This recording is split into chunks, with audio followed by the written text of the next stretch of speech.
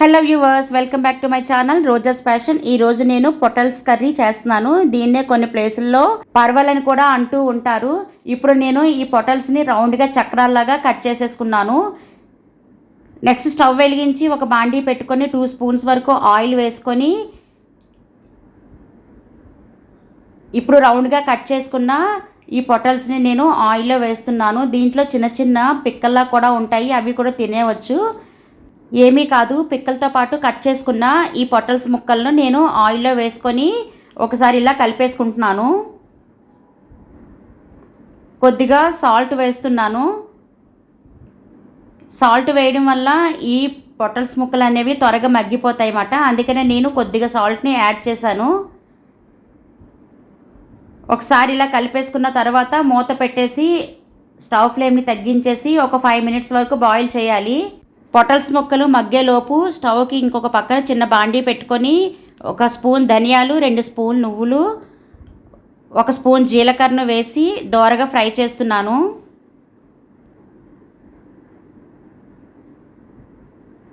ఇవన్నీ కూడా ఫ్రై అయిపోయి ఇప్పుడు ఫ్రై అయిపోయిన ధనియాలు, జీలకర్ర, నువ్వుల్ని ఒక ప్లేట్లోకి తీసుకొని చల్లార్చుకోవాలి.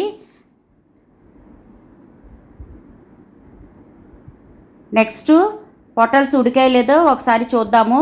ఉడికిపోయాయండి పొటల్స్.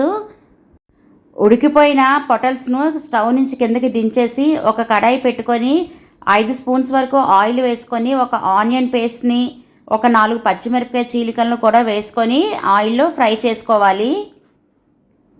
ఆనియన్ పేస్ట్ ఫ్రై అయిన తర్వాత ఒక టొమాటో తీసుకొని ప్యూరీలా చేసుకొని ఆనియన్ పేస్ట్లోని యాడ్ చేసి ఒకసారి ఇలా ఫ్రై చేసేసి మూత పెట్టి ఒక 2 మినిట్స్ వరకు ఇలా ఫ్రై చేయాలి.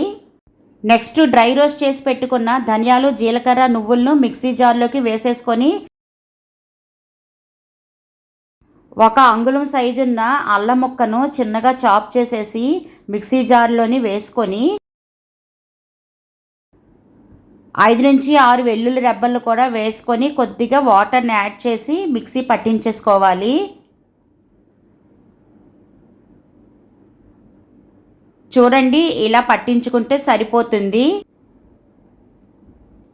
Next onion paste, tomato puree కూడా బాగా ఫ్రై అయిపోయింది కదా. ధనియాలు, జీలకర్ర, నువ్వులు, అల్లం వెల్లుల్లి పేస్ట్ను కూడా ఇందులో యాడ్ చేసి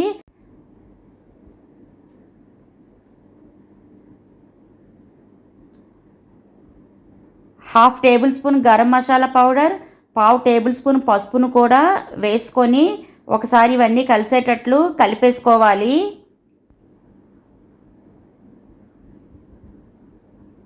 ఇప్పుడు ముందుగా బాయిల్ చేసి పెట్టుకున్న పొటల్స్ ముక్కలను కూడా ఇందులో యాడ్ చేసి ఒకసారి ఇలా కలుపుకొని 1 స్పూన్ కారం, రుచికి సరిపడా సాల్ట్ను కూడా వేసుకొని ఫ్రై చేయాలి. ఆల్రెడీ పొటల్స్ని బాయిల్ చేసినప్పుడు మనం కొద్దిగా సాల్ట్ని వేసుకున్నాం కాబట్టి దాన్ని బట్టి చూసుకొని సాల్ట్ని మీరు వేసుకోండి. నెక్స్ట్ 2 కప్పుల వరకు వాటర్ను కూడా యాడ్ చేసి ఇలా కలుపుకొని మూత పెట్టి స్టవ్ ఫ్లేమ్ తగ్గించేసి 10 మినిట్స్ వరకు బాయిల్ చేయాలి. ఏ వంట అయినా సరే స్టవ్ ఫ్లేమ్ని తగ్గించి చిన్న మంట మీద వండినట్లయితే రుచి అనేది పెరుగుతుంది.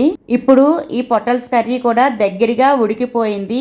ఈ మసాలా అనేది పొటల్స్ ముక్కలకి బాగా పట్టి తినడానికి చాలా బాగుంటుంది. ఎన్నో ఆరోగ్య ప్రయోజనాలున్న ఈ సీజనల్ వెజిటేబుల్ని తీసుకుంటే మన హెల్త్కి చాలా మంచిది. టేస్ట్ కూడా చాలా బాగుంటుంది.